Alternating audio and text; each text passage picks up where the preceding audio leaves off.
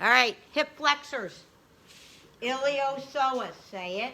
Iliopsoas. Now all you have to do is say it like maybe 11 or 12 more times, okay?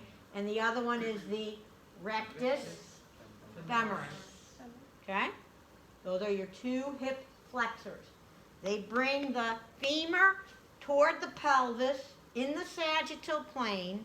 That would be a forward movement, okay?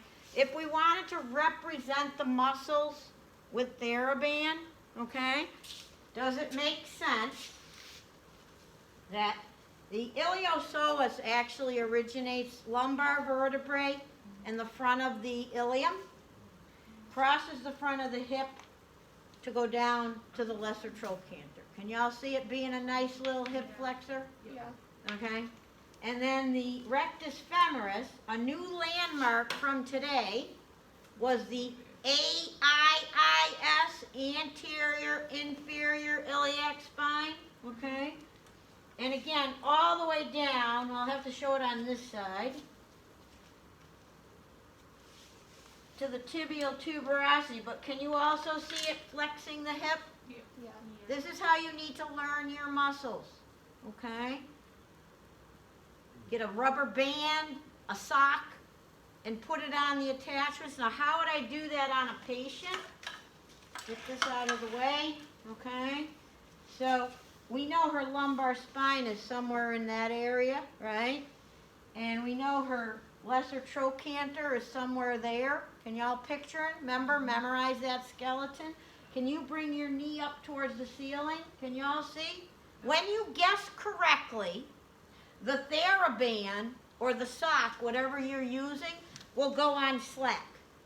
When you guess wrong, it'll be stretched or it won't move at all. Okay? Does that make sense? All right? And then if this is your iliac crest and this is your ASIS, can we guesstimate that the AIIS is somewhere there? Mm-hmm. So then if we put the band here like this, can that be the rectus femoris? Mm-hmm. Yeah? And go ahead, bring your knee. Nope, I don't want that one this week. That's next week. Sorry. Okay? Can you see how the band went on slack? Yeah. Okay? I see what you did, and that's not incorrect, but let's just stay with the hip today. Okay? And what nerve did we say innervates the front of the thigh? Femoral nerve. Just keep saying it. Okay? 5 minutes, not 10 hours on Saturday. Go pick apples. Okay? Does that make sense? All right. Now, we agree that these muscles flex the hip. So what's the direction of my resistance? I want to make it hard so the muscles get firmer, thicker. Extension. Okay? Not down. Down is wrong. Extension is correct. The opposite of flexion is extension. Okay? Because if she were laying on her side, I could still resist the flexors, but I wouldn't be pushing down. I would be pushing into extension. Okay? I taught you your motions in pairs for a reason. Okay? So the direction of your resistance is extension. Okay? Now, the other rule is we're going to provide resistance distal to where the muscles are without crossing another joint because of leverage. Okay? I could resist hip flexion way down here. Okay? And all I'd have to do is push with my finger, and she would think that I'm sitting on her leg. Because I have great leverage, if you understand levers, and she doesn't. Okay? That's dangerous for the patient. All right? So we want to go to where the muscles are, distal, without crossing another joint. There are 2 exceptions. We will not get to them today. Okay? What do I do with this hand? Put it on my hip, pick my nose, put it in my pocket. How about let's feel the muscles? so we can identify that you even have hip flexors. Because maybe you don't, or maybe they're really weak. We do this in the clinic all day long, okay? So this is what I'm going to do. Y'all hear of the 3 bears?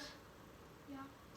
Baby bear, middle bear, mama, and then the papa. All right, that's how you're going to give resistance. Every time you do it 3 times. The first time, no resistance.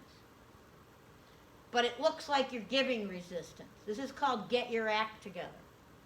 The second time, a little bit of resistance. And then the third time, a little bit more, but never maximum. Okay, so let me show you what it looks like. I got to show you what I want you to do. 2 words work terrific.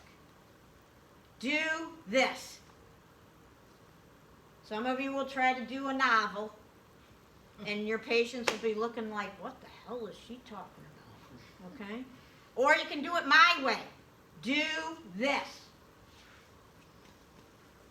Do this. Okay? Hold on a second. Palpating, resisting. First time, no resistance, but it looks like I'm going to. Go ahead, do it. Perfect. Second time, I'm going to make it a little harder. Okay? As you slowly try to go up, I'm going to slowly keep you down. Okay? Yeah. Just easy squeezy. Okay? Go ahead up. Come on, keep going. And then down. Tell your friends how much I gave you. A little bit. A little bit. Okay? Now I'm going to give you just a little bit more, because if you were really weak, I still might not be able to feel that muscle. Okay? So go ahead again. Oh, now I feel it good. Okay? And how much did I give you? A little bit more than the last time. But not- Okay? A little bit more than last time, but nothing that's going to make her cry. Okay? What I'm not doing is, all right, now I want you to bring your knee up towards the ceiling. Ready? Wait, hold on. Go ahead, do it. Okay? We're not doing that. Okay? That's too much. Okay? Minimal, so 0. Get your act together. Go ahead. Lift up. Nothing. That's okay. Now I'm going to give you a little bit more. Go ahead. Perfect. Now I'm going to give you a little bit more. Never a lot. Okay? Ounces. All right? Now, news flash. The muscle that you're feeling is the rectus.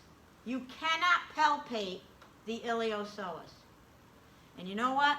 This year, I'm going to get this on tape, okay? Because then I have proof that I've said it 900 times. You cannot palpate the iliopsoas. That doesn't mean that you can't offer it resistance. It just means that it's too deep for you to feel. And we're praying that it's there. There, I got it on evidence. All right.